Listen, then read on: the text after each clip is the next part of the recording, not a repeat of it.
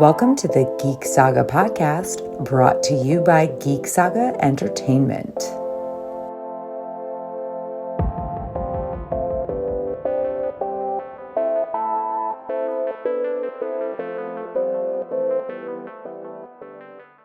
Hi, I'm Tara Lynn of Geek Saga Entertainment, here with my co-host Manny for the Geek Saga podcast series, 90s and Noughties Cringe Factor. This series focuses on some of those problematic teen movies and rom-coms from the 90s and early 2000s that is it love to hate or hate to love? Either way, I'm Manny, and for this episode, we're chatting about the cringe factor of a movie that was kind of conveniently released almost exactly 25 years ago, 1998's Can't Hardly Wait.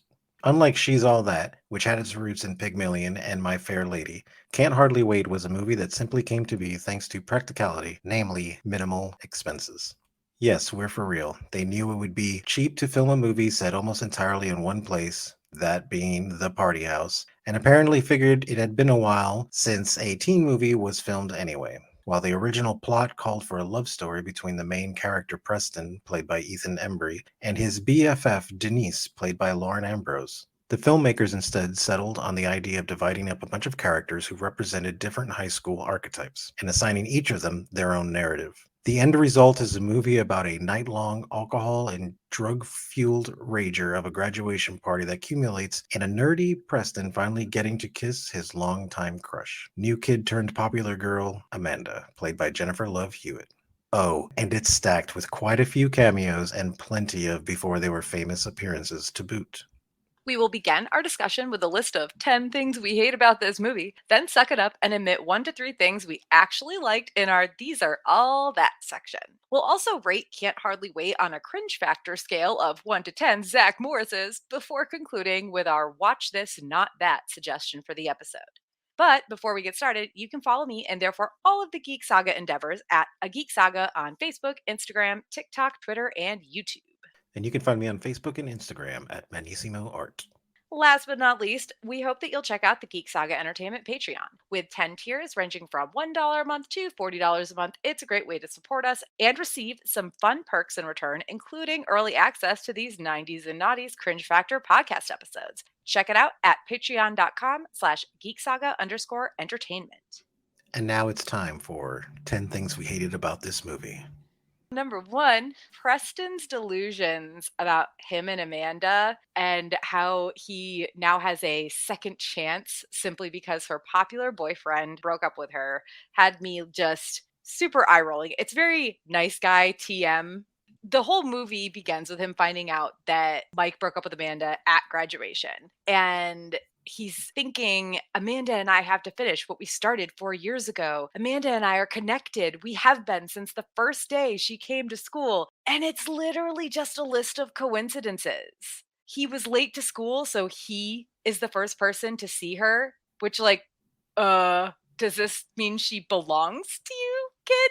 Look, I'm going to say this, as being a kid in high school back in the day, every guy has those delusions. Every single guy I've met has those delusions. They always think that, oh, well, now I have a chance because they're single. And it's like, motherfucker, if you had a chance, it wouldn't matter if she was fucking with somebody or not. I think the difference between some of the stuff I've experienced and some of my friends did is that I straight up knew I was delusional, you know? And I used to always tell myself the relationship is going to be much better in my own head anyway, so let's just go with that, and I can conjure up my own things. And I was into writing and stuff, so I used to write like fan fiction about me and whoever it was, and I've done that quite a few times. There's a lot of people out there that don't realize that they have books like written about them, and I totally did. It's nothing like gross or like erotic or anything like that. It's just very lovey-dovey Jane Austen type writing stuff. That was like the style that I was into, so that's how I wrote stuff, and I just like elaborated everything to make it so. Long story short, most guys, that's almost like a defense, oh yeah, there's nothing wrong with me. Now, the only reason we couldn't be together was because she was with this person, and now's my chance. I mean, the thing is, it starts with him wanting to finish what they started 4 years ago and thinking they're connected, but it goes from the whole, I was late to school and I was the first person to see her, and then of all the classes, she walked into mine Oh my God, how many homerooms are there? Give me a fucking break. Yeah. Even at a big school, and especially for the same class. Then it's like, wow, the teacher has her sit next to Preston. Other glimpses of the room show nothing but full desks. Yeah, exactly. It wasn't like there was just, there was like 7 empty seats and it's like, you're just going to sit you next to here. There's one empty seat. Like, come on, guy. You're literally sitting next to the only empty seat, Then like the strawberry Pop-Tart thing. We both had the same breakfast pastry. First of all, did Pop-Tart pay for this movie? Because nobody else calls Pop-Tarts breakfast pastries. Like the closest store-bought breakfast pastry that's not made in like an actual bakery at the store that I will maybe give a slight pass to is toaster strudels. Yeah. Okay. But we both had a strawberry Pop-Tarts. How many different Pop-Tart flavors were there in 1998? I think there was like 3 or like 2. I know it wasn't a lot. There was the cinnamon one, probably blueberry and strawberry. Maybe brown sugar? I think brown sugar came later, but I could be wrong about that. Because I discovered brown sugar when I was an adult. And I was like, oh, yeah, I like this, because I was not a fan of Pop-Tarts. Yeah, they've never been my thing necessarily. Actually, when I started drinking was when I became a fan of them. Because when you wake up the next morning and you're like, I don't want to cook. I just need to put something in my stomach. That's when I became a fan of them. Regardless, whatever. There weren't like the 20 flavors of Pop-Tarts that we have now. So, oh my God, we both had a strawberry Pop-Tarts. A, there weren't that many flavors back then. B, strawberry obviously was the best. Don't at me. Yeah, you know what? And I really think that this is just equivalent of like, oh my God, we both walked up to the water fountain at the same time. We both drink water. Oh my gosh. Like, well, okay, the 1998 version, if it was a drink, I would have said like Snapple. They both pulled a Snapple out of it. It also seems to me that his literal split second, and it was really a split second of hesitation regarding giving her the school tour, overwhelms all of the above. Yeah. It was a split second, dude. Fine, whatever, you do you, Preston. And then this is jumping forward a little bit, but later in the movie, after he sees her getting kissed by a guy who happens to be her cousin by marriage, which, okay, listen, they're not blood related, but it's still weird as fuck. He's all like, she's not supposed to be with someone else, she's supposed to be with me. Again, that is another guy delusion. Like, guys don't talk about it. They're probably going to take me out back and beat me up, but giving up all their secrets. But look, I haven't gotten like that in many, many, many of years, probably since I left high school. But I think most guys go through that at least once in their life when it's like, no, we're supposed to be together. It's probably that teen angst stuff. The problem is it does actually move into adulthood, but the truly good people grow out of that. Yeah. And like for me, because I had experiences like that when I was a little older, I mean, at least I didn't fucking lie to myself, Like I knew I was being fucking delusional because I would like vent to like my friends sometimes. Like if there was a girl that I had a crush on and she liked somebody else or happened to start dating someone else, I just preface it with, look, dude, you just got to let me be delusional here for 5 minutes and just get it out of my system, and then I'll feel better. Just let me get it out. Don't judge me.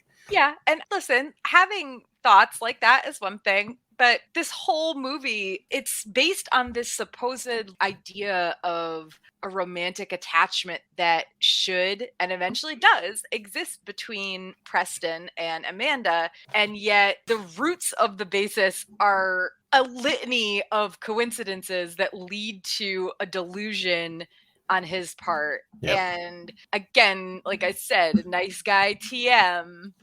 Well, yeah, I mean, the whole movie just seems to be written by like a nice guy because even when they like hook up, it's like it's real easy to sweet talk someone when they're coming out of a weird, shitty fucking shit and they're in a bad situation, right? Like if you're in a shitty ass party and there's like the one person who's like, oh, I've liked you forever and you're so sweet and you say all these nice things, they say all these nice things about you. You're like, oh, fuck, this person is so sweet because you're literally in an ocean of just garbage and there's one glass of water to drink. You're going to automatically gravitate to that. So I think the fact of her getting that note at that party and all that shit was just like convenient and just bullshit. And like, it's like if she would have saw it at random later, and been like, oh, wow, this guy did like me. I'd love to have seen her find that note when she was having a good day, and see how that turned out. I don't think it would have turned out the same. Yeah. And we'll get into how she gets the note, but what's up next? I'm glad you gave me this one. Number 2, literally everything about Seth Green's character, Kenny, and by extension, his friends. His whole persona, a poster boy for cultural appropriation. Need we say more? No, really. Can we even without saying something we shouldn't? Seriously.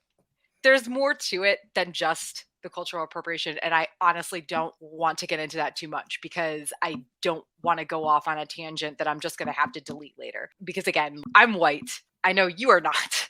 But let's just say that even back when I saw this movie in the late 90s, I remember being like, oh, no, no, no, no, no, no. This is bad. And I came from a small town where there were definitely white boys that acted like this, but not. And okay, it's a movie. It's basically a parody almost of the people who did act like that in real life. But at the same time, even back then, I was like, wow.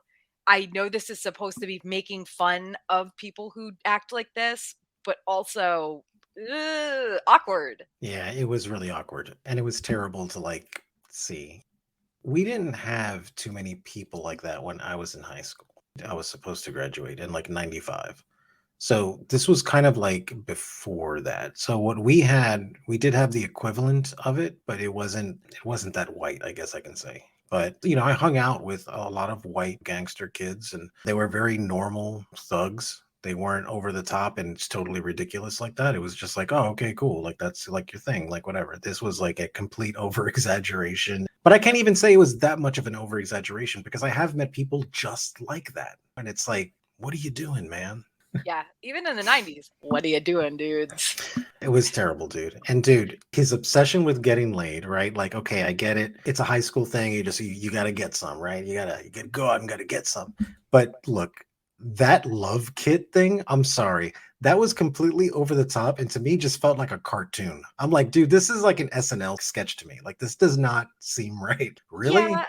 Part of me is like almost a little bit torn by it because it's like, oh my God, he wants to use it as a tool. That's the bad part. But the other part about that is there's also a chance, it seems, based on what's in the love kit and on the way he's trying to like prepare himself in the bathroom before the inevitable happens. He gets locked in with his former best friend. He's trying to make it pleasurable for her too. Yes. So and it was one of those things where I paused and was like looking at what was in it. And that's that. Listen, no matter what, cringe. Okay. But I'll give him this. It does seem like he actually cares a little bit, tiny bit, maybe that the other person enjoys it too.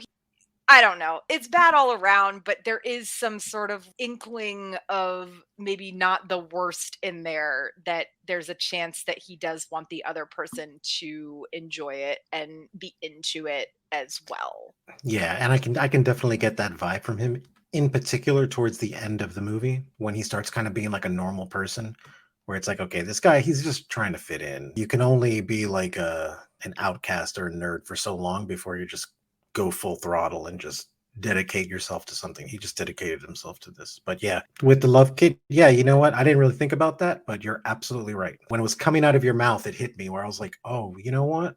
No, yeah. It wasn't just him wanting to get pleasure. He wanted them to like really be pleasured.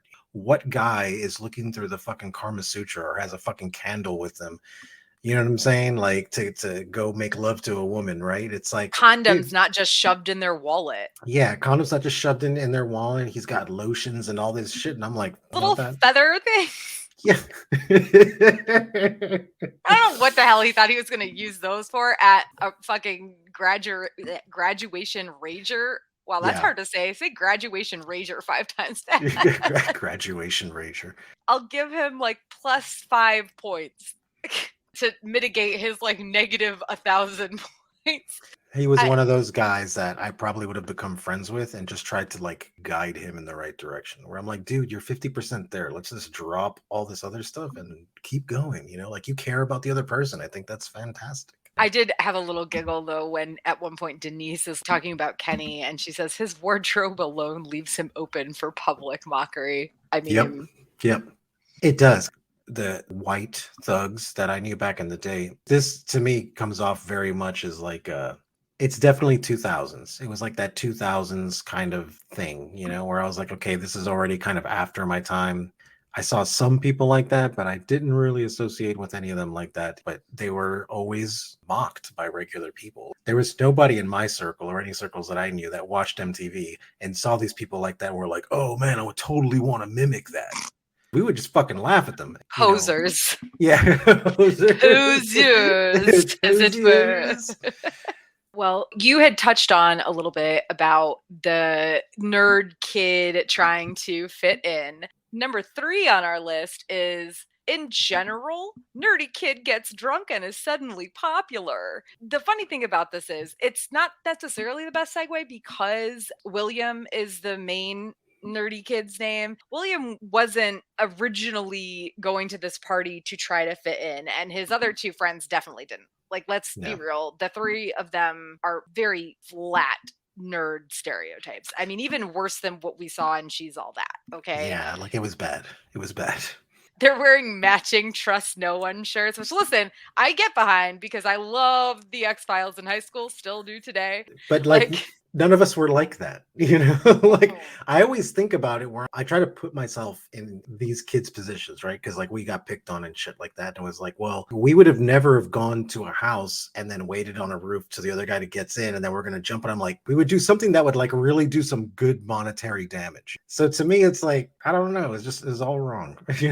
I mean, they had like a model of the White House that they were using when they were planning their little thing, and they have to have their action figures, and it's like, dude, no nerd is going to touch their action figures like that and use it. No. Seriously.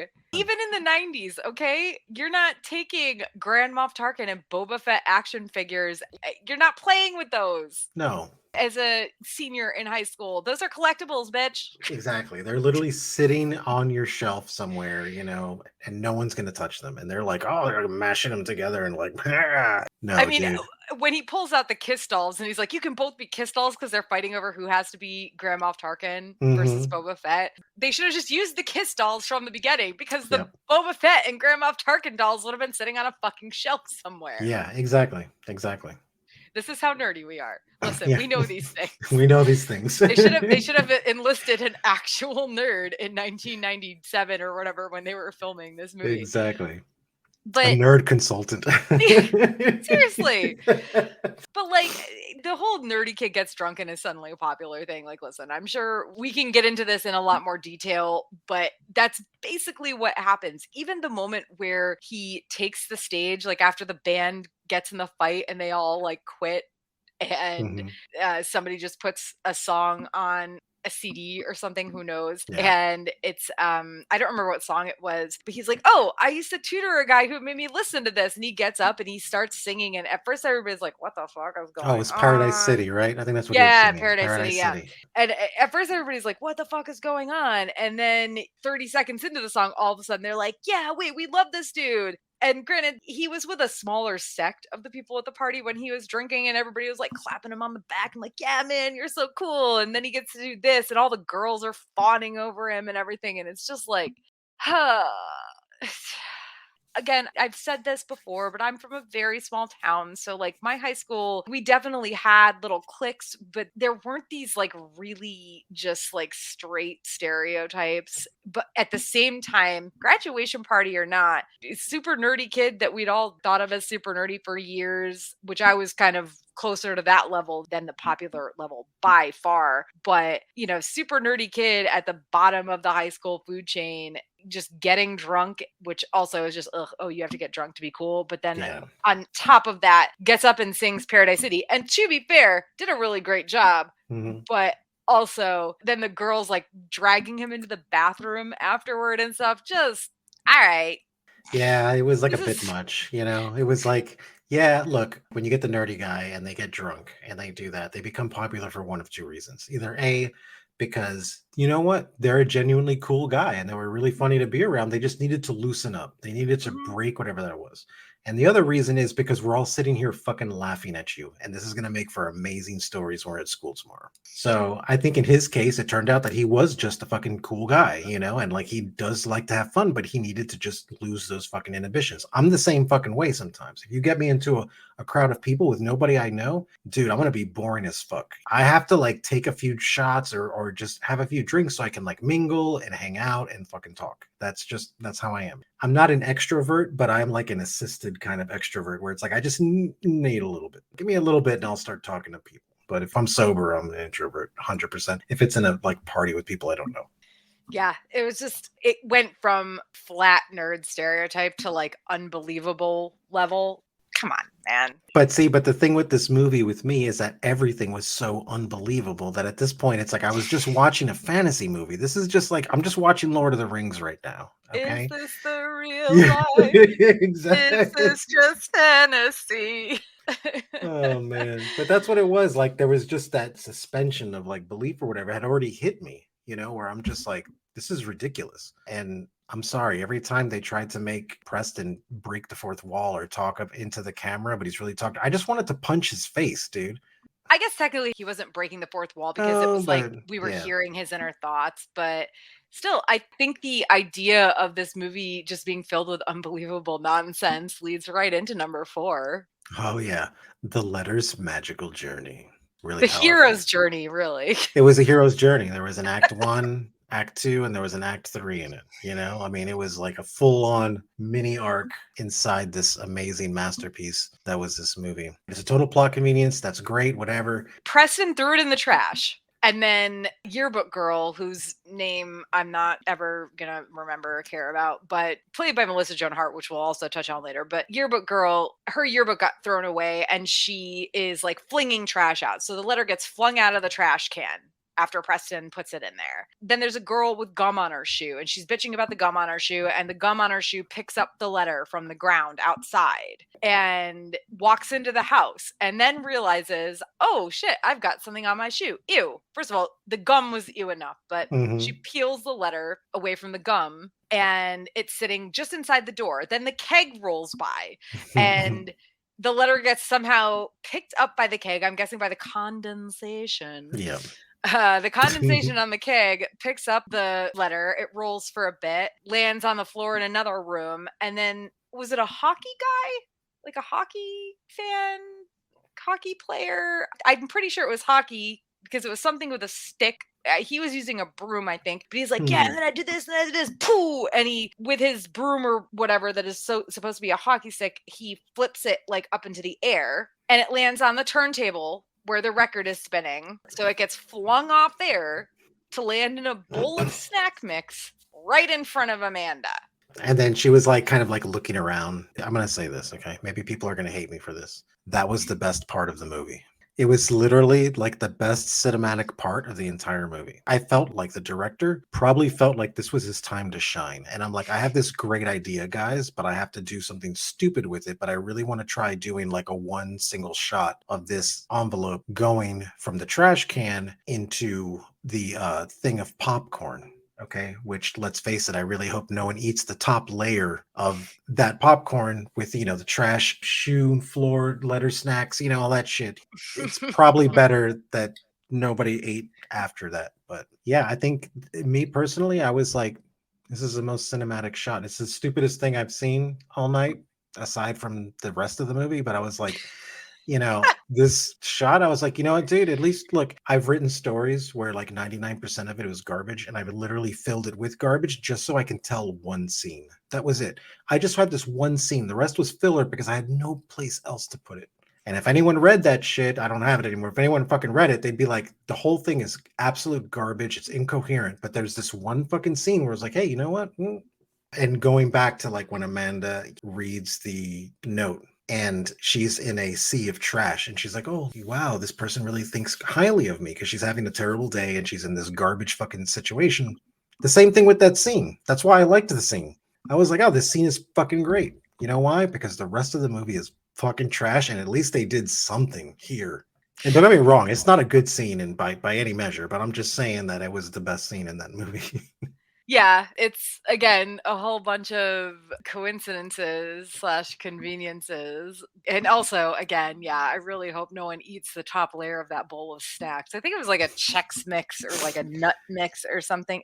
Whatever. Either way, maybe probably, let's be real. The letter being found by Amanda at that point before Mike has his little conversation with Trip McNeely, was like a sexual icon at their school, and he graduated years ago, and Mike has a conversation with him out in the yard because Trip is somehow back at this high school party because he's like, yeah, man, like high school girls. I haven't been able to get any in college because like I broke up with my high school girlfriend and all the college girls want older guys, and all of this is a big bunch of nonsense. But Mike has this conversation, so he runs back trying to get Amanda to be with him again. So this is number 5. Mike running back inside, trying to get Amanda to be with him again, and then trying to talk shit when she says no. All of that is in and of itself awkward and awful. They go back and forth, and when he's like, who's gonna want you now? And she's like, somebody does. And it's like, that's a good point. I don't disagree with that point being made. I don't necessarily think the idea of someone else wanting her is the important point here, but... And it's like you said earlier, there was a lot of like nice guy vibes in that. So Amanda pulls out the letter and she's like, somebody wants me. I don't even remember what Mike says to her, but he still tries to one up her. And she's like, whatever, dude. And she just turns and walks away.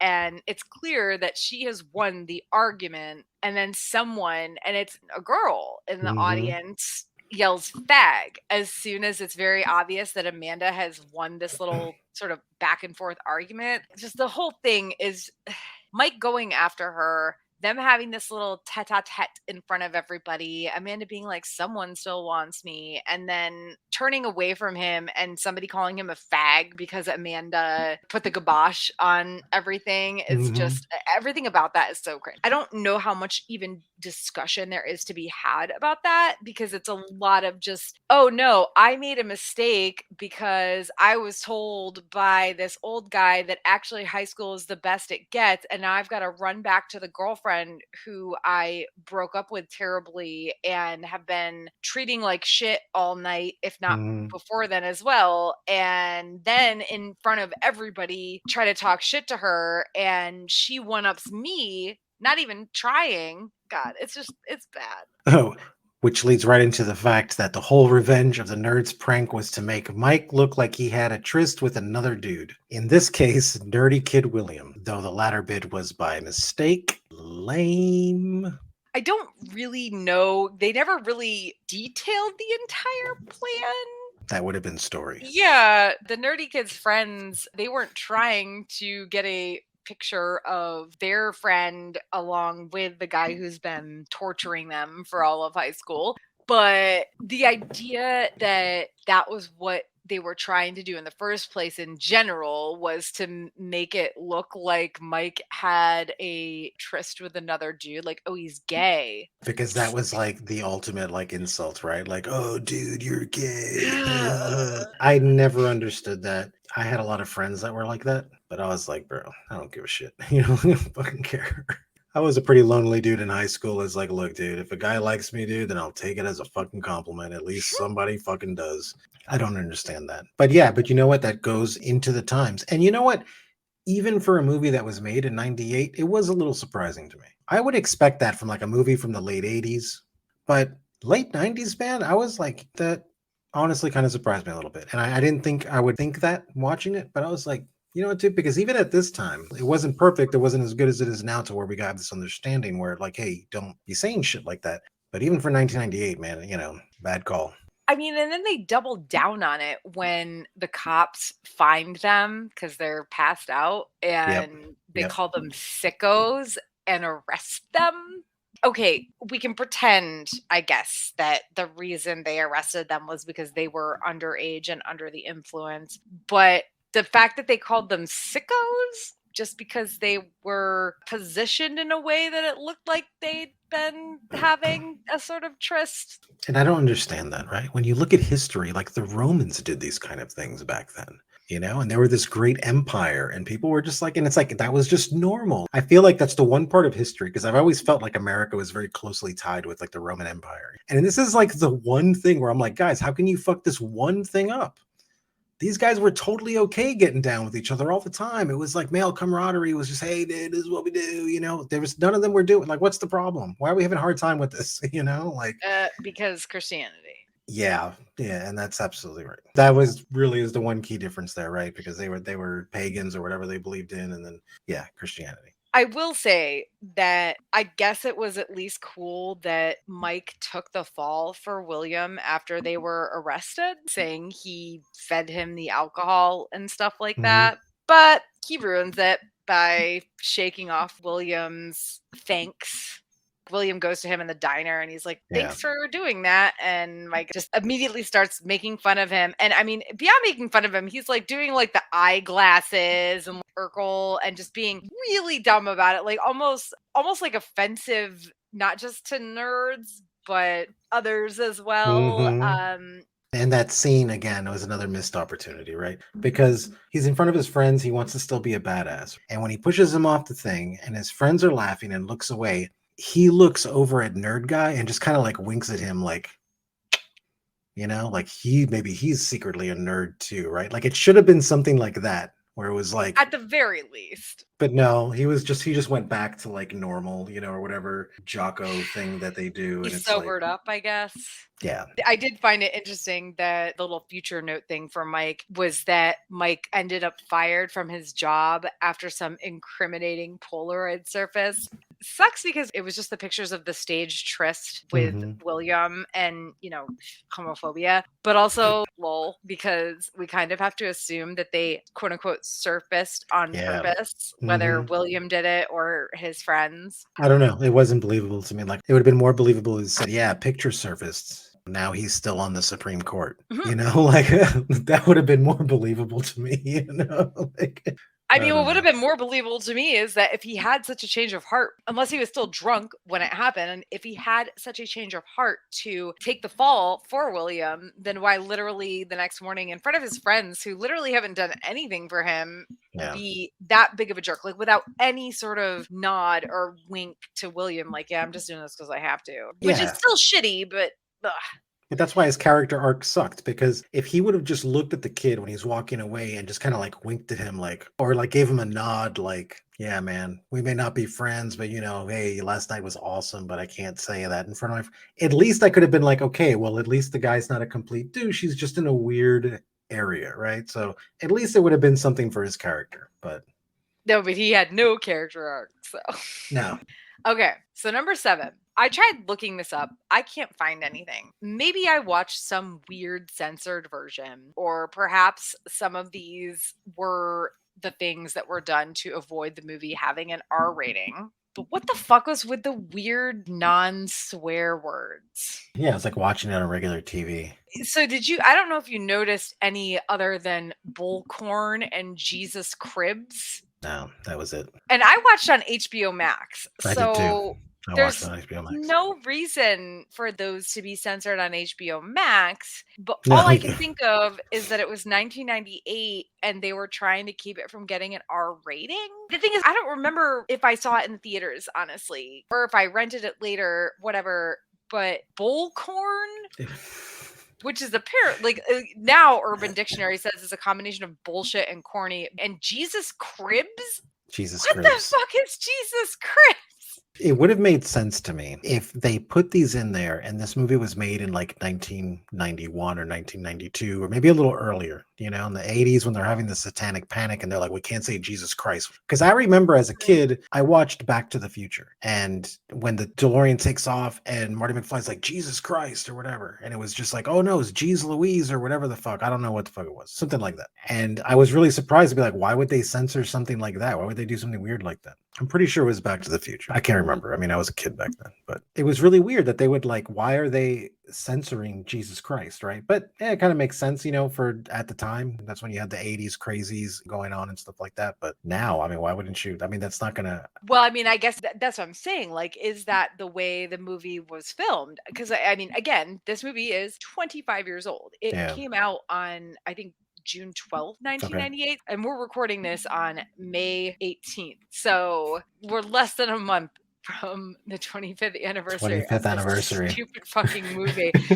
And I just, obviously, I would never remember specifics like that from a movie I saw 25 years ago. But I don't know. There might have been others too that I missed, but those two were dumb enough. Also, if you're curious about what was actually noted as being changed to avoid an R rating, because I did Google this in several different ways, trying to figure out if it was something that after the movie was released in the theaters or whatever, things were changed for when it went to VHS, or things were changed for when it went to syndication of any sort, like if they were playing it on, I don't know, TBS or whatever. I could find literally nothing, but I did find that there were things they did to avoid an R rating. And that's kind of why I'm wondering if the faux swears were part of that. But those things were, it sounds like it was mostly shots of kids actually drinking. Yeah. They could make it obvious what was happening, but couldn't show it happening. Like they couldn't show them taking shots or drinking from a keg. I saw an article that said that the most expensive CG in the film was they had a kid drinking out of a keg, and Sony noped it in terms of like, if you want a PG-13 rating, you can't have this. So they put a balloon in the kid's mouth or something. And they also apparently used red plastic cups to keep the audience from knowing what was inside. Like, I think we all know. Yeah, we all know. Look, literally the whole world knows. They say red plastic cups because they can't say solo cups. Solo cups. We're just a podcast, so we can say red solo cup. Yeah. We all fucking know what's in a Yeah. red solo cup. Ain't nobody drinking out of red solo cups. No one's drinking fucking Sprite in there or anything like that. Okay, I mean, I guess to be fair, yes, there are some people in the world who drink non-alcoholic shit out of red solo cups, but when you're at a party, No, exactly. Look, this movie, see, and they went wrong with it, right? Because this movie could have used an R rating. I think it would have helped it. Have some sex scenes, have some marijuana smokage, like real fucking shit, real drug usage, have real off the wall fucking party. A girl walks around, guy walks around, takes pants off, in front of everybody. Oh my God, this is crazy. I think the movie probably would have like done better, or I've been like, okay, because it almost feels like I don't know. It's like the Wish version of like Animal House. It's like I ordered Animal House online and I got Animals House, and then this was the movie that I got, and it's fucking terrible. So the movie did not do super well monetarily. I did look that up. No way. It was like, it did well based on its budget, but it didn't do well overall. I believe it. But this was pre-American Pie era. American Pie hadn't come out yet. So there was that good old American puritanical. See, and I wasn't into the American Pie movies. I think I watched the first one and I watched one of the last ones. Like, it was weird. I don't know if I could actually be close friends with anybody who really like enjoyed it, like. Well, okay, let's be fair. I found it funny in the late 90s, but it was in that like cringy sort of way. It was weird, I mean, if somebody was obsessed with American Pie, the movies. Yeah, no. I watched it and it was like cringe, but it was like it was entertaining cringe is what it was. And obviously I was a big fan of Allison Hannigan, and I liked Eugene Levy, so it was cool to like see him in it. Like I liked that. I watched that one, and I think I watched one of the last. I don't know. I was drunk one night, and how I get, and I just watched some weird fucking movie. But at least those movies were like, I'm not going to say they were well written, but at least those movies were written, right? Like, which, as we said at the beginning of the episode, this movie was basically just like how cheaply can we make a teen movie, because one hasn't been made in a while.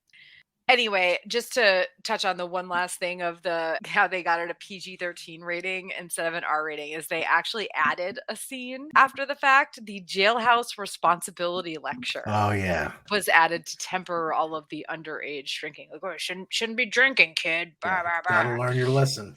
Now that said, number 8. Ew. Denise calling her getting locked in the bathroom and hooking up with Kenny, fate. Bro, because Kenny is an idiot asshole before and after, and fine, he apologizes, but like the knee-jerk reaction of this should have been a big old nope. Seriously.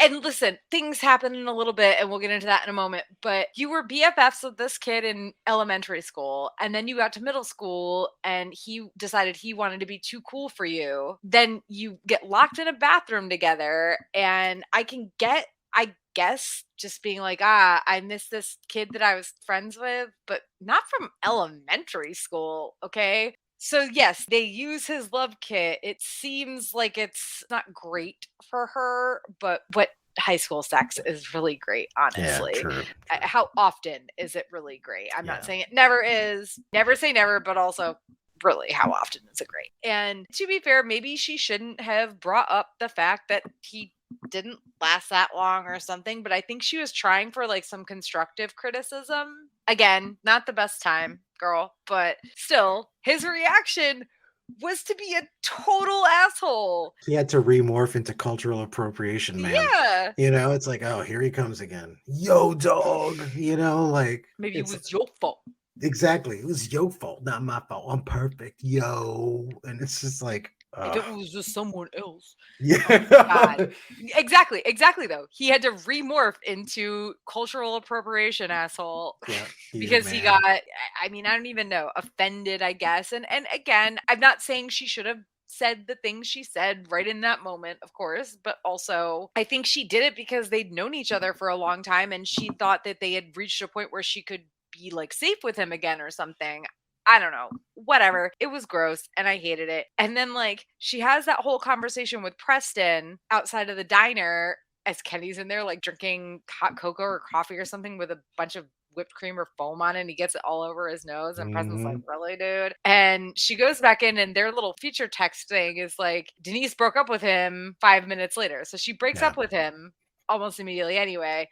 But then they found a bathroom and got back together. And it's like, oh, that's going to be a great relationship. Exactly. It's stupid. Again, it was a missed opportunity for a good character arc where you're like, hey, you know what? Seth Green turned around. He turned around his ways and was like, he just kind of became like a normal person.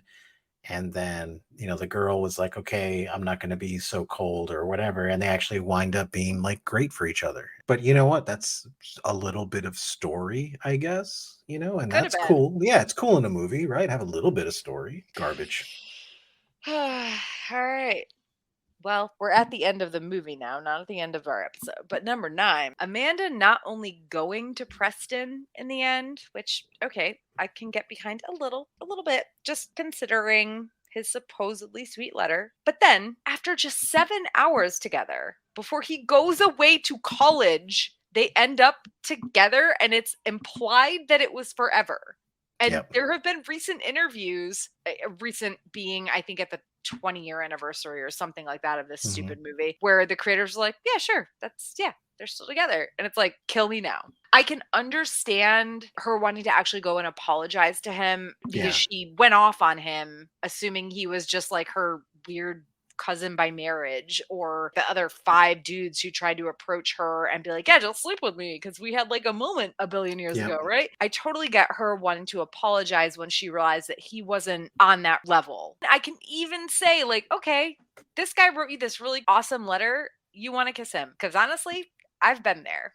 I had a dude in high school who did that, wrote a really sweet letter. I don't even want to get into details, but I absolutely did hang out with and kiss him because of that really fucking sweet letter. And he wrote me many letters after that too. Very sweet kid. Not a sweet kid that you stay with, you know, but that's the point. They spend 7 hours together and then he goes away to college and she writes him a letter every day he's gone. Single day he's gone.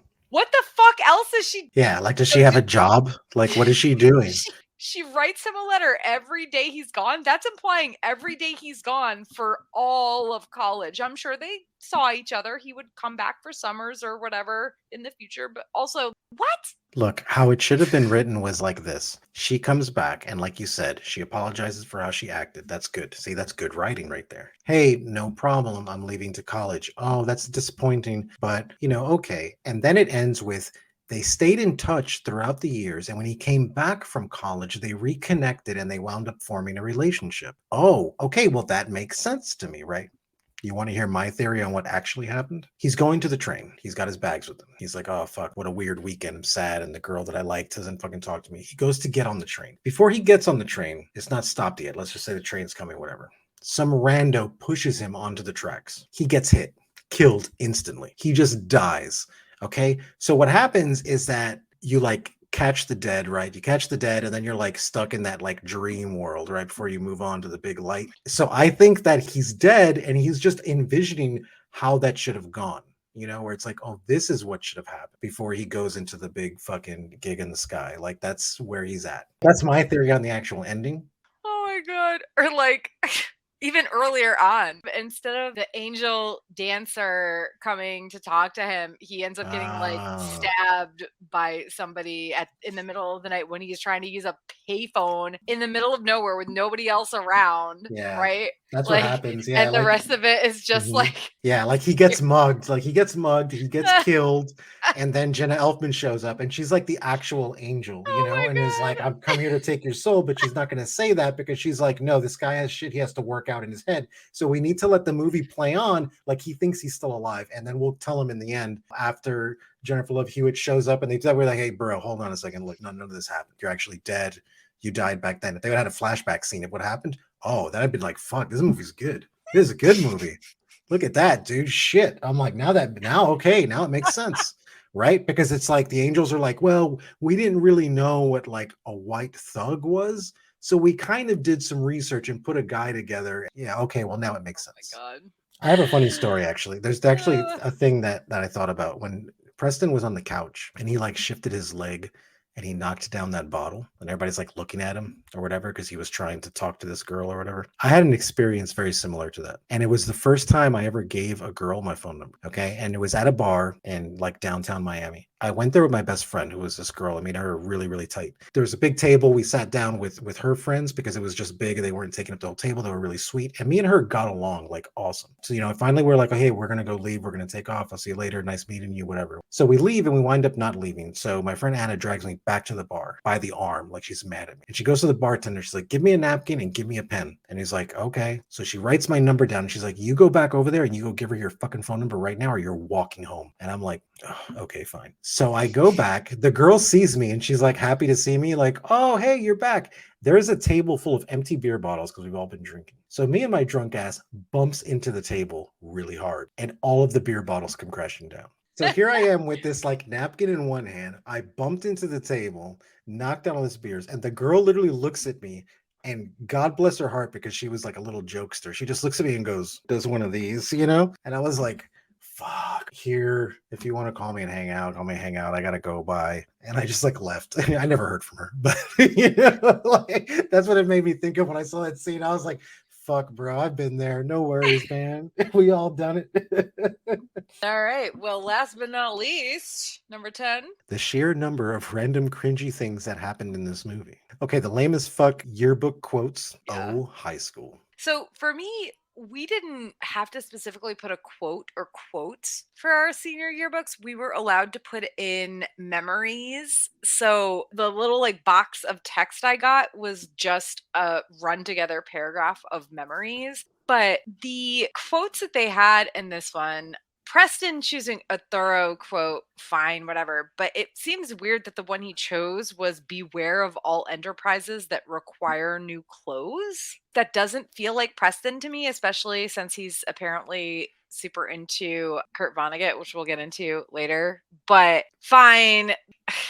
Mike Dexter's just win, baby. Al Davis, owner, Oakland Raiders. Okay, I get it. Kenny's was Picture Me Rollin', Tupac. Denise's was A True Friend Stabs You in the Front, Oscar Wilde. William apparently didn't have a quote, or if he did, I couldn't find it online. And then last but not least, and I think there were more than this, but Amanda's was I'd rather see the world from another angle, which is Jewel.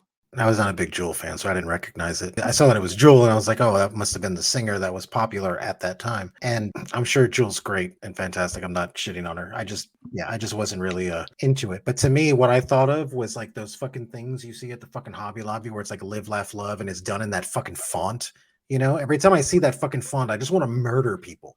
Like I want to set the building on fire. So I will say, and I'll get into this in our things I liked about this movie, but I actually feel like Amanda's was the only quote that was actually legit. Because Jewel's a very folksy singer, and she was super popular in the late 90s, but it's one of those things where I feel like Amanda was the only person who chose that quote. Okay, I'm talking about like she's a real fucking person. I feel like that's the only quote that they actually chose with like feeling. The rest of them, they were like, yeah, what can we put for this character? But Amanda's, I felt, had like actual feeling behind it. And maybe that's because I'm a Jewel fan and it was unexpected for Popular Girl to use like folksy singer as her quote. But can I give you my little take on this one? Let me tell you why I didn't like it. It's because I was expecting something more complex that she was going to say, right? Because everybody said something that was kind of complex. And this was one of those times in the movie where I was like, oh, you just made her come off like a normal person. And since no one else in this movie ever came off as a normal person at all, there was that disbelief where I was like, oh, that's why I didn't like it, because you actually did something that seemed pretty natural. And yeah, and the quote was good, and it was great. But because of the way everybody was, I don't know. It just. So I felt like I felt like Denise and Preston were over the top and like Mike and Kenny were spot on. But I'm going to get into this and the things I liked about this movie. What's the name of the song again? I'm Sensitive by Jewel. I'm going to look that up after we're done. Also, the whole does she even go here thing with Denise got a bit old. Like, no, I'm sorry. It was a bit that got real old. Their school clearly isn't so large that it's like thousands of people per class. So it was a lot. I don't know where to put my big rant about this movie. I have one big rant in my head about this movie, and like I'm trying to save it to the end. So I think I have things on that, and I'll just add it at the end. All right. Another little bit. Amanda's outfit is so bad. Did she wear the same outfit throughout the entire movie? Well, I think she's in a different outfit when she goes to the train station and when she comes to the school in the first place. But in the party scenes, she is wearing 2 shades of blue and the shirt is just like a cami. Like it even has like the adjustable bra straps on the back. Yep. Who the fuck decided that should be her outfit? And I did see in an article that they put Mike and Amanda in blue, aka primary colors, because they wanted them to stand out. But also, I don't care. That outfit was hideous. There were so many kind of, I don't know if cute is the way I would describe them now, because it's like late 90s fashion, and late 90s fashion was always questionable at best. Yep. But it was just like she was wearing a light blue or a light-ish blue cami and like a navy mini skirt. It was dumb. Yeah. It was like the most boring fucking thing for somebody who's supposed to be the main character. And I'm not saying she should have been wearing something sexy. I'm just saying she should have been wearing something that stood out a little bit more. I don't know. I would expect her to be in something a little more classy. Yeah, it was definitely like way too like. It was way too basic 90s. Basic, like so basic. Like so basic. But maybe that falls into her character, right? Because they didn't really give her any dialogue. They didn't really do it. Like you got a little bit of a sense of personality from her, but I don't know, man. Like I didn't. Maybe they did that on purpose because they kind of wanted you to fill the blanks on who her character was to make her appealing to the viewer or whatever dude is like actually watching, And I mean, it's Jennifer Love Hewitt. I guess she's just supposed to be appealing on sight. I don't feel it, but she's cute. I mean, I wasn't into her like the way I was into like Rachel Lee Cook or something like that, but like, yeah, like she was cute. Jennifer Love Hewitt was already kind of outside of my time when I was watching shit like that. Like I didn't really give a fuck, I was like, I don't fucking care. Yeah, no, I've never gotten the Jennifer Love Hewitt thing. An attractive person for sure. Absolutely. Yeah. But, Rachel Lee Cook, I would say tops her a lot. So. Yeah, like by a lot, and I liked her. And she did all those anti-drug fucking commercials, Rachel Lee Cook. This is your brain on drugs. I hope she got paid a lot for those, and I hope she regrets them now. Yeah, it was ridiculous. But anyway, so Amanda's outfit was bad. Also, I'm fairly certain it was only 2 songs on the entire soundtrack, but also it felt like they were playing Smash Mouth constantly. I know it's 1998, but also, come on, man. I was going to say, I mean, that was the time for Smash Mouth. That was their 15 minutes was like that year. I know. Don't I know? Yeah. Again, I know it was only 2 songs. Maybe they replayed them a bunch of times and I didn't like take note of it, but it just felt like a lot. They definitely played it a few times. I definitely heard it in there a few times. And I was like, oh, it's fucking Smash Mouth. Like, okay. Good. So this one's on me. Preston mentions at the end of the movie that his hero is Kurt Vonnegut because that's why he's going to college early is there's like a writing class or something that he's going to do with Kurt Vonnegut, which first of all seems ridiculous. Oh, God. So his hero being Kurt Vonnegut and his whole, like, I'm the nice guy TM thing throughout. Kurt Vonnegut, I've read Kurt Vonnegut. I've never enjoyed reading Kurt Vonnegut. The women in what is arguably his most famous or most popular book, which is Slaughterhouse-Five, are all either dead early, are porn stars, or are bitchy and or flighty. Look up Welcome to the Monkey House. I would not suggest you read it. Just look up the details on that. All I'm going to say. You know, I get that you can kind of say, fine, he was just old fashioned, but really it has always seemed to me like he pretty much hated women, or at the very least thought women were all very dumb in a way that does actually kind of feed into Preston's whole narrative of like, Amanda is mine and we are meant to be together. But also, I don't think that's what the writers meant. I think the writers actually meant for Preston to seem like a really good guy who got what he deserved, aka the girl, in the end. And a lot of this is okay, it's been 25 years, but still. And if his character was like that because the guy he loved, the favorite books, whatever, was fucking Kurt Vonnegut, again, that would have been good writing. And it wasn't. They were really trying to make him out to just be like, oh, no, he's just fucking good. It's like, look, I think in high school I tried reading Kurt Vonnegut because I always had a crush on little photography girls.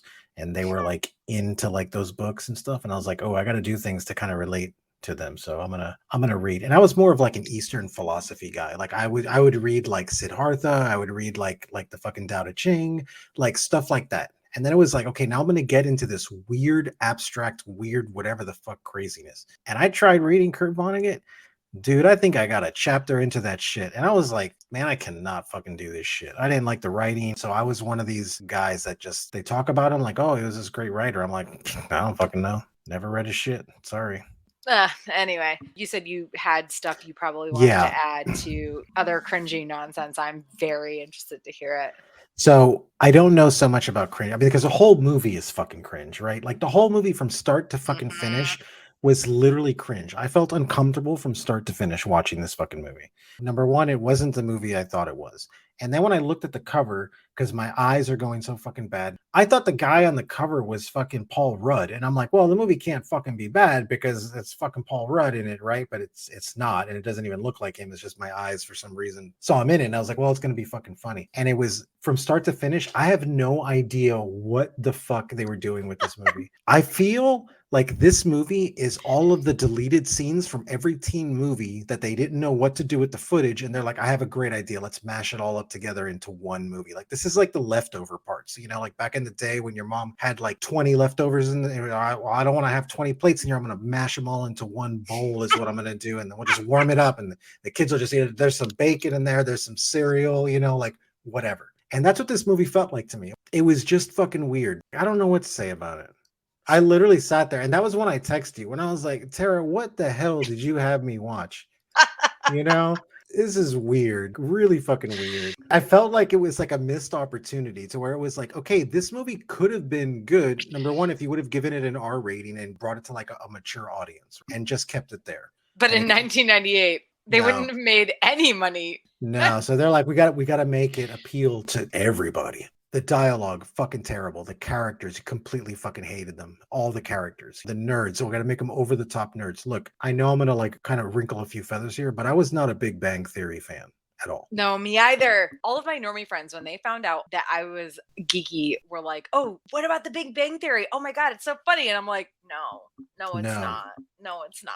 It's just derogatory against nerds. It's a stereotype. None of us talk like that. None of us do things like nerds are actually. Well, maybe saying none of us is bad, but generally, it made it seem like all of us act like this, talk like this, are like this. And it's like, you cannot actually be a person who is, I don't know, an extrovert and can speak in normal environments without being just like, Oh, what about this stupid reference? Yeah, and that's what it was. It was just like a series. Like somebody went, found a bunch of references, and we're like, we're just going to put this in somewhere in the Yep. actual show. And the characters, again, completely unlikable, unrelatable.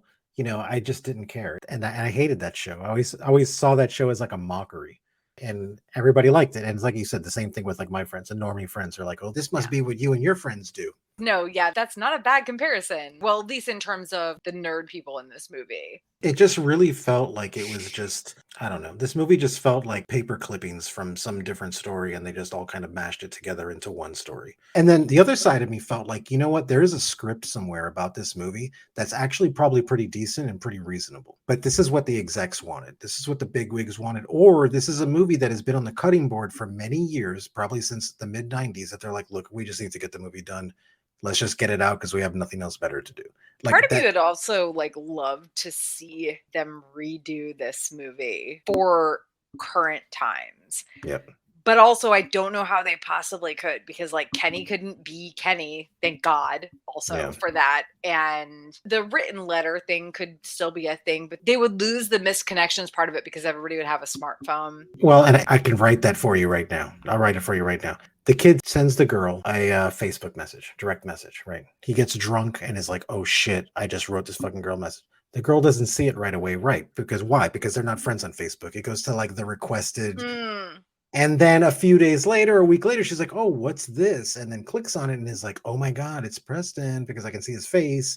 And then here's this very loving like letter. And you're right. I think if they would have wrote it today, I don't know, maybe it'd have been a little better. Maybe they could have done it. All that said, now it's time for us to dig deep, real deep, for the few things to add to our These Are All That list. So for me, I'm going to say the cameos. It was really cool to see a lot of those people. I'm pretty sure I saw Amber Benson caressing a banana in the kitchen at one point. I'm pretty sure it was her. It was like literally like a 3-second scene. Look it up. I'm looking it up right now. I know it was her. Stone Girl. There you go. Yeah, she was like touching a banana. I missed that one. Dude, it was like quick. It was quick, but I saw her face and I was like, oh shit, that's Amber Benson. And Jenna Elfman, obviously, I love Jenna Elfman. I've always been a fan of her, so it was really cool to see her.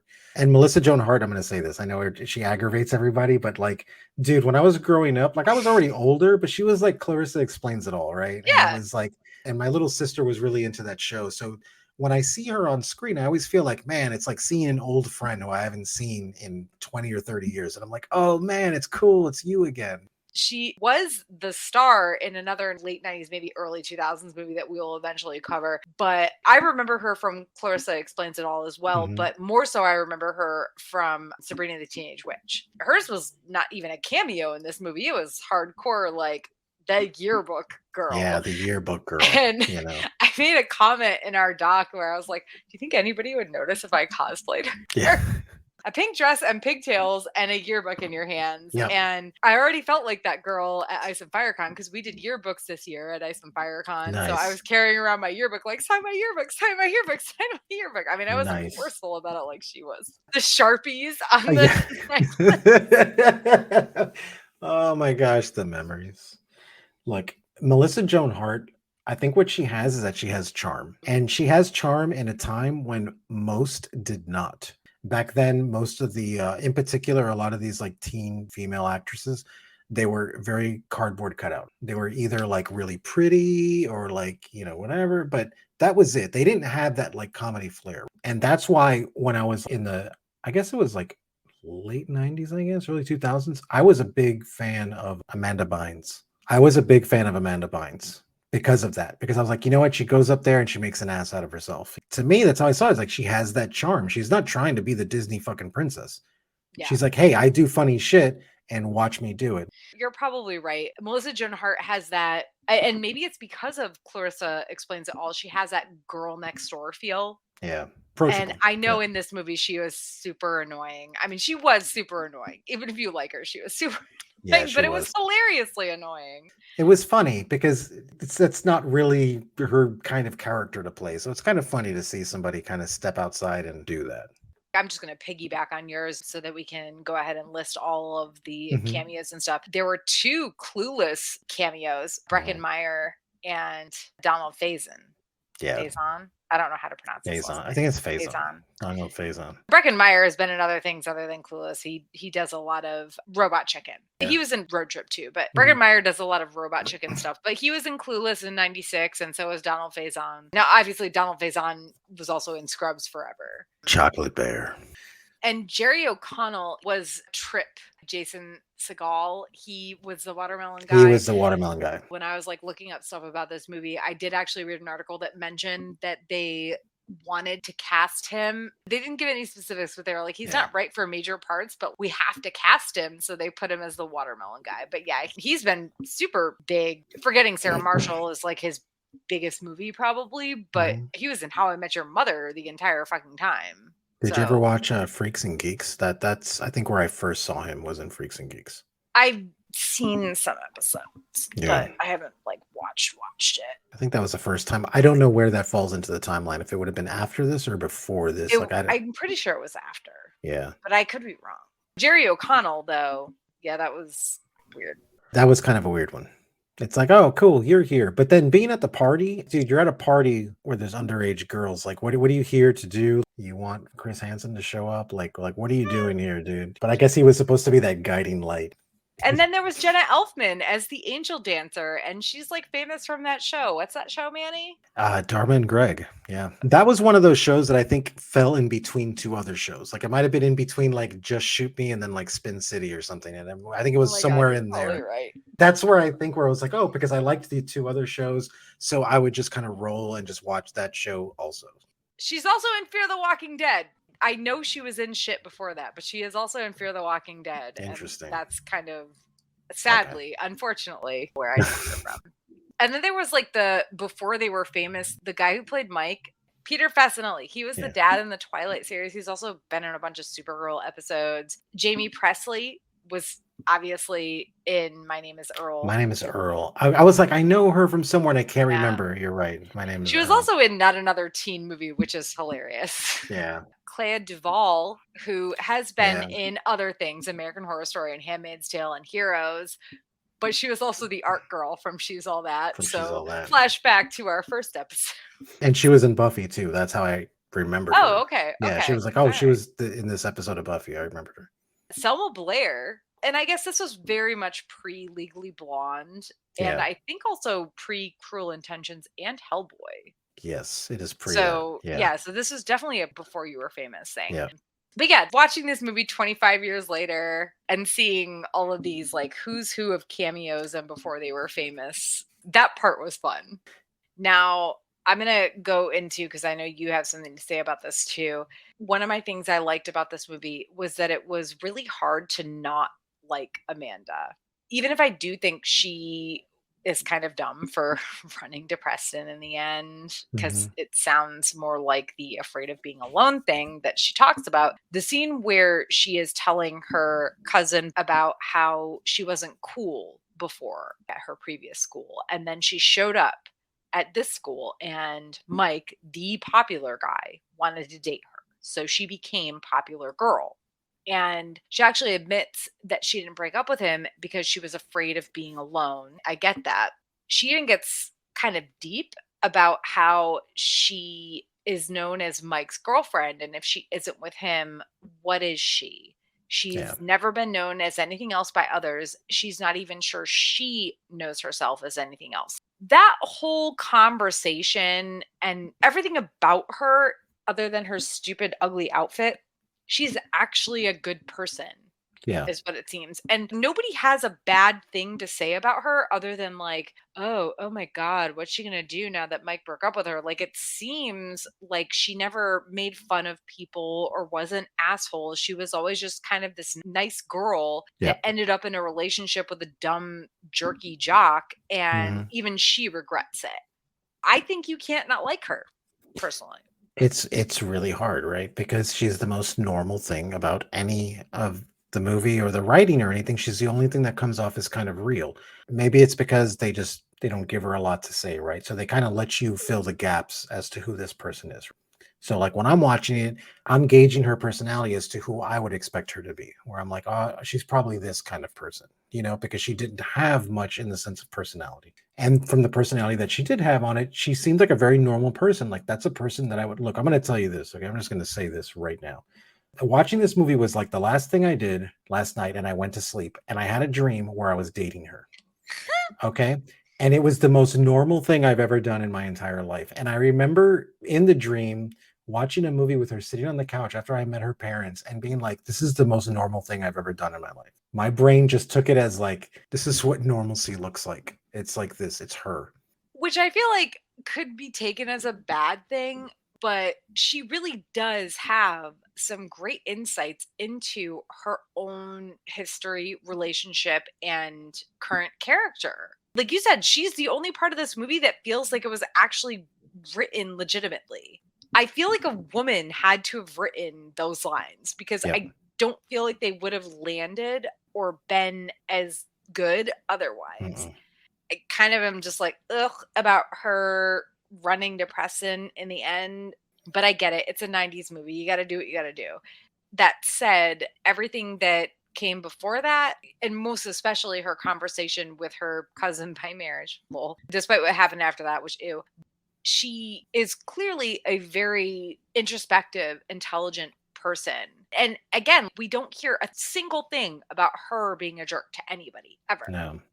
And I honestly don't feel like she would have been when her friends, first they're like, but Mike, and then they're like fawning all over her when she's like, I don't want to talk about it. And she's just like, I want to get away from these fake ass people. It was very much like, yep, I got you, girl.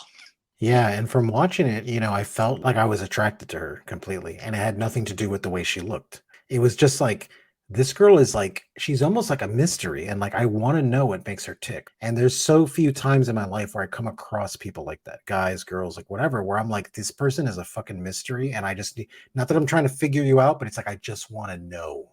And her character really gave off those vibes where it was like, if I was at that fucking party, yeah, you bet your ass I would be trying to talk to her. And she would probably take it as like, oh, this guy's trying to hit on me. But I'm like, girl, I just want to know what the last book you read. So I know where to go next. I just want to get to know who you are as a person. They did a good job with that. And I know I keep saying, well, she had no personality. She did. It wasn't just like up to us, but they did it in such a good, subtle way that to me personally, I would see it as like, oh, she had no personality because everybody else was so overblown.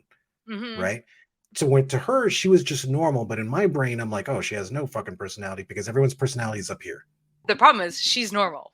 Yeah, and she's she's normal. The literally only normal person in this movie. They did good with that. And maybe they need to make a sequel with just her. One last thing, the fancy room bit had me LOL for personal reasons. Like the girl who's hosting the party. First of all, she is over the top the entire time. Like, girl, what did you think was going to happen when you hosted a party at your big fancy house? But also, it's kind of close to the beginning of the movie. She has like a literal stanchion blocking off the fancy room, and she's like, you can't go in there, it's the one room you can't go in. And it just reminded me of high school because my house had that room in high school. Really? We had a room that was the living room, that was like the room that you didn't take your friends into. It was the room that was apart from everything else.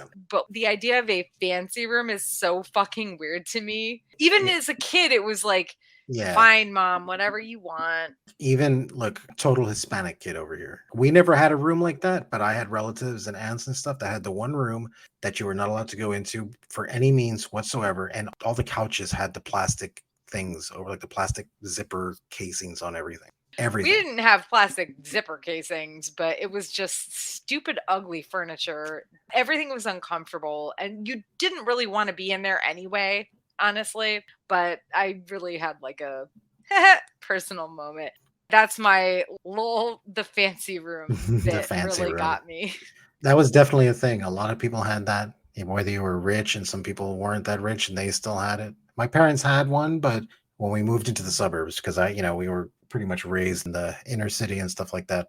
But it was the dining room. So we would eat there sometimes, but it was like a rare occasion. And that's where they had the $1,000 table. And they had one of those like china cabinets with the stuff. And that was the most expensive thing they had in the house. And that was the only time we ever went in there. Never for anything else.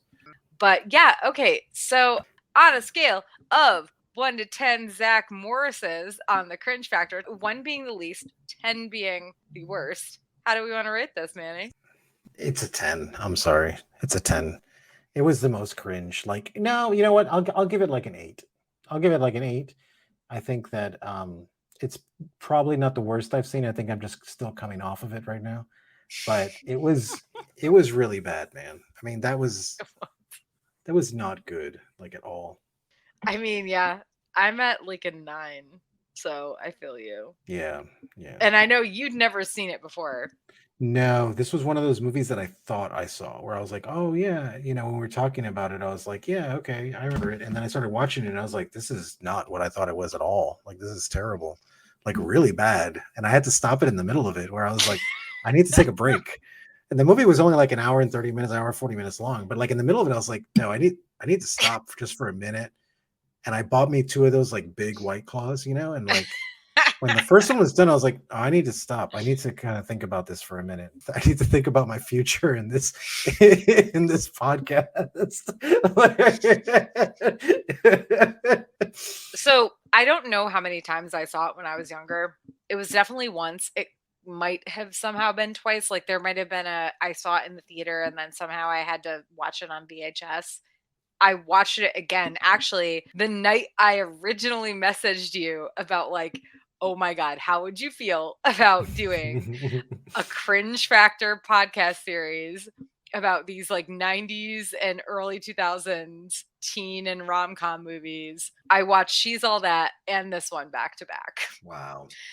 And I was very drunk by the time this one happened. And so I was already just like, woo, don't remember anything. So when I watched it again yesterday to make all the notes and stuff, I was like, oh God, because I was sober. Yeah. It was so much worse. No, and I was going to try to. So worse. And it's funny because when I watch these movies, I pull out my iPad and I have like the Apple Pencil or whatever, and I take notes while I like just to like, okay, this is what I want to talk about. This is what I literally have my notes, and it's 2 sentences. That's it. And the first one was like something about Preston, and the second sentence says, "How could this have happened?" Literally, it was just like, how could this have happened? Because it was 1998, dude. But they were still making semi-quality teen stuff. That with this one, I was like, I just don't even know. I was lost when I watched it. I was completely dumbfounded. It was deer in the headlights kind of situation. And then me, the kind of person I am, I was like, well, I just have to finish it because I have to know what happens. I mean, obviously, not only because of the podcast, but even if it was like, okay, if I just saw it at random, I'm like, well, I need to see how this fucking piece of garbage winds up in the furnace. Like I have to see that happen. If you're registering an 8 on the 1 to 10 Zach Morris scale, and I'm registering a 9, we're giving it an 8.5. I almost feel like that's too low. I feel like you're being too generous. I'm being generous because I've made a point to not shit on others' creations, where I'm like, I'm trying to like think of the person who wrote this thing and the poor guy got fucked. I know he had a good story. I don't know who it was, but bro, I know you had a good story. That's the thing, though. I don't think they did. They literally were throwing like monkey shit at a wall and seeing what stuck. Yep. And it's like, I know, fucking, what do people hate? Nerds. Yeah, this is what nerds do. Yeah, man, whatever. Did you see the after credits scene? I did. Yeah, I did. Where the fucking aliens pick them nerd up. Guys. Mm-hmm. Yeah. And you know what's funny is that I was going to turn it off right there. And I was like, let me just make sure. And I literally skipped like ahead. It was like, oh, there is a scene after this. Because of course, why would it just end here when the nightmare can continue? Oh my God. I'm dead. Oh. Finally. What's our watch this and not that suggestion? When I watched this, I saw Donald Faison and I said, you know what everyone should be watching is fucking Clueless. Okay. It came out around the same time, written way better. It was just done better, was performing better, was acting better. Boom. You're going to watch this? Watch Clueless. What are you not going to watch? Fucking Can't Hardly Wait. Fucking can't hardly wait for this movie to be fucking finished. I agree. Yeah, seriously. I wish I had a suggestion that actually melded with what we're doing right now. But right now, I am really into some shows that are actually good. I can't even remember or focus on like old stuff. Yeah. So I'm going to go with From. I think it's on Epix, but you can get the first season on Amazon Prime. It's basically like Stephen King, like a Stephen King story combined with Lost. It's not actually Stephen King, but it's like a Stephen King story combined with Lost. It's horror and also crazy thriller mystery stuff. So I very, very highly suggest that, because I was trying so hard to come up with something that was more on the lines of this. And I was just like, no, I can't do it. I can't do it right now. I can't watch any more of this. Yeah, shit. like watching it, like it made me think of Clueless for like a split second. And I was like, oh, I'll suggest that. Oh, I'm behind that 1000%. Clueless is amazing. Yeah, because the only show I'm watching right now is the Marvelous Miss Maisel, and it's on its last season. And I'm like completely in love with that show, and I love Rachel Brosnahan so much. So and Alex Borstein. So it's at its last season. So right now, that's just kind of what I'm writing. I don't have any other shows that I'm like watching right now. Oh, no, I feel you. Episode 6 of the episode that focused on Susie, that was like, if they don't get so many Emmy Awards just for that episode, I will write it. Was so good. It was so fucking good. Everything about that show is like, that show makes me just want to drink and smoke cigarettes and like go outside. Wear like adorable clothes. Yeah, exactly. And goddamn, her fucking hats, dude. Every time she comes in an outfit, it's like the most perfect, beautiful thing I've ever seen in my life. And I'm like, dude, why do these hats don't exist anymore? Why does nobody wear this? You know? Seriously, agreed.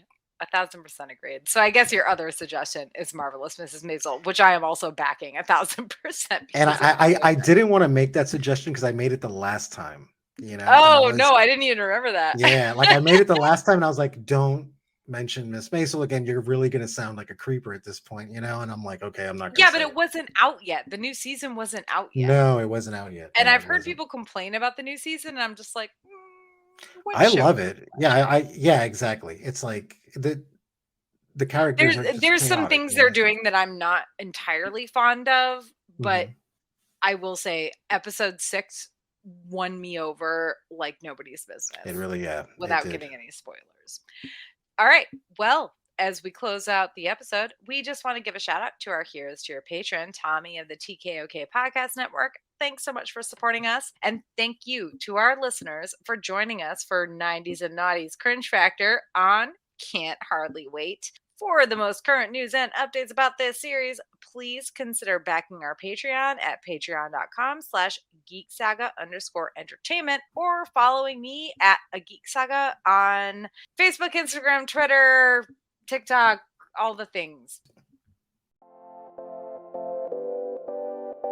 Thank you for listening to the Geek Saga Podcast. If you like what you heard, please check out other Geek Saga entertainment endeavors, including the Sagas and Sass webcast and podcast and Ice and Fire Con.